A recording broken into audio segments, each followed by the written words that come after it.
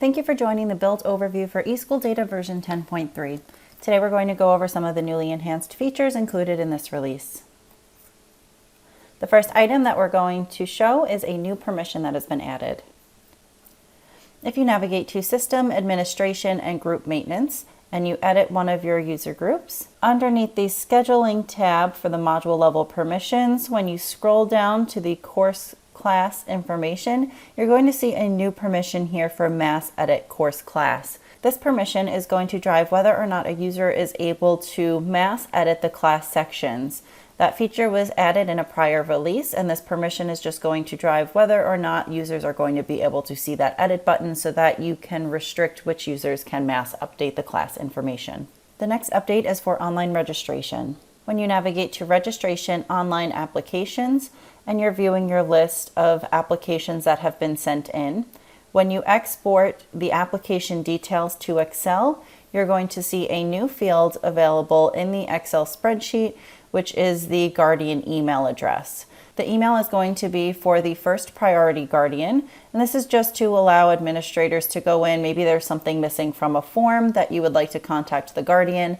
Instead of having to go and search through the online application, you can export the application details to Excel and grab the guardian email address right from here. The next update is to our demographic validation forms. If you navigate to Reports, Registration, and you select the student contact verification, you're going to see additional options available.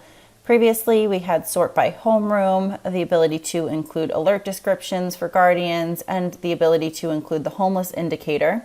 With this release, we have added the ability to include the student's identified gender as well as the student's pronoun. This will allow districts to decide whether or not they want to include this information when sending out the demographic validation forms. The final highlight that we have is for our student physical entry. If you navigate to the Health tab within the student profile and you select the Physicals option and you select New, you will have all of your normal physical information up at the top of the page, and as you scroll down, we've included the options to also include the vision screening, include hearing screening, and include the scoliosis screening.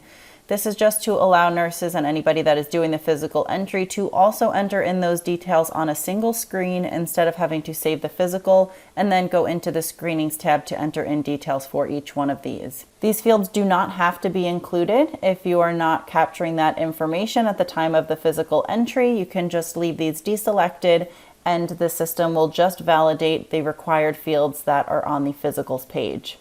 If you do include any of these screenings, this page will also validate any of the required fields that are included for any of these screenings. The screenings are still going to save under the same area, underneath the screenings area, and they are not going to be associated with the physical itself. This is just to allow for ease of entry and less clicks to have to enter in this information. That concludes the highlights for release 10.3. If you would like more information about what was included in this release, please visit the Release Notes tab within the Help site for more information.